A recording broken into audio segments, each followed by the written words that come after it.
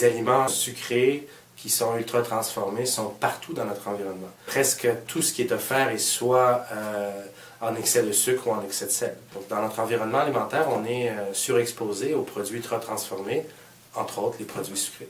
On ne réalise pas, mais les jus, par exemple, la plupart des jus ont autant, sinon plus, et des fois beaucoup plus de sucre que les boissons gazeuses. Des fois, c'est presque le double. Pourtant, ils ont une apparence santé et ils sont accompagnés de messages publicitaires positifs.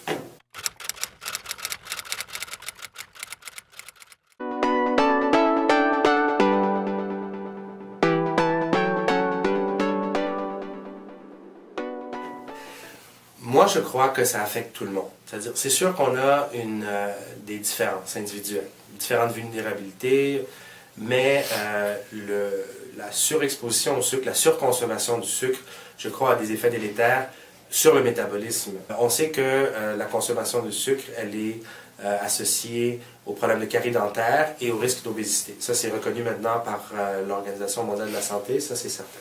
Donc, notre conseil à nous, c'est de baser l'alimentation sur les aliments frais et peu transformés, cuisinés de manière appropriée. Et en faisant ça, on va éviter forcément la surconsommation du sucre et d'autres problèmes aussi.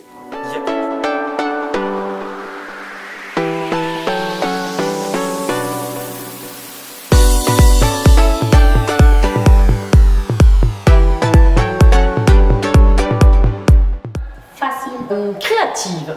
Agréable. Stéphane. C'était cool. C'était amusant. J'ai appris des nouvelles recettes. Ouais. Alors j'ai appris à cuisiner avec des épinards. Surtout les épinards, c'est surprenant. C'est sûr que dans les épiceries, tout ce qu'on nous propose, la plupart du temps, le premier ingrédient, comme nous expliquait votre collègue, c'est le sucre. Alors qu'à la maison, on peut de nous-mêmes déjà réduire les proportions de sucre dans une préparation. C'est comme ça dans les magasins, les gâteaux, les sucreries sont tout de suite à côté des caisses. Donc oui, forcément, des fois on est plus influencé et encore plus les enfants. Un petit bébé de 8 mois, c'est vrai qu'on essaye de faire attention à ce qu'il mange et de ne pas lui donner trop de produits transformés. Donc c'est pour ça que c'est pas mal d'avoir des alternatives. À chaque fois qu'on achète des aliments, on regarde et de voir s'il n'y a pas des sucres rajoutés surtout. Mais je pense qu'il faut rester vigilant parce que c'est vrai qu'il y a du sucre partout. Et apparemment, on peut mettre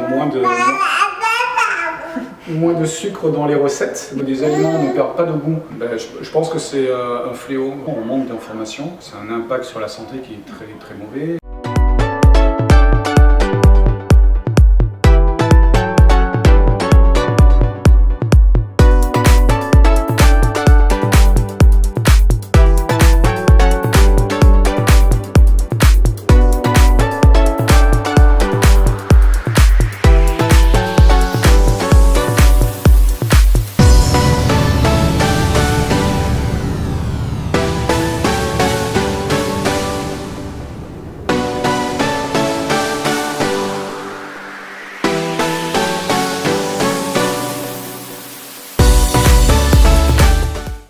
On voit que les plus grands consommateurs d'ultra-transformés et de sucre, ce sont les enfants, les adolescents. Ouais.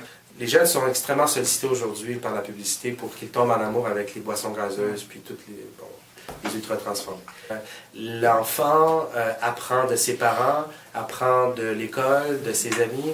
L'enfant arrive au monde, il n'est pas programmé d'avance. Ouais. Il faut qu'il y ait une cohérence entre le message à la maison et le message à l'école. Donc, d'abord, je pense qu'il faut que les jeunes comprennent c'est quoi les aliments, d'où ça vient. Souvent, les jeunes ne savent pas d'où viennent les pommes de terre.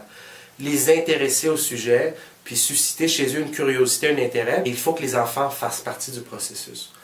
Ils doivent comprendre, ils doivent développer une autonomie et une perspective critique face aux produits ultra transformés. Puis l'objectif devrait être vraiment de susciter l'intérêt, la curiosité, pour que le jeune, par lui-même, ait envie d'aller cuisiner.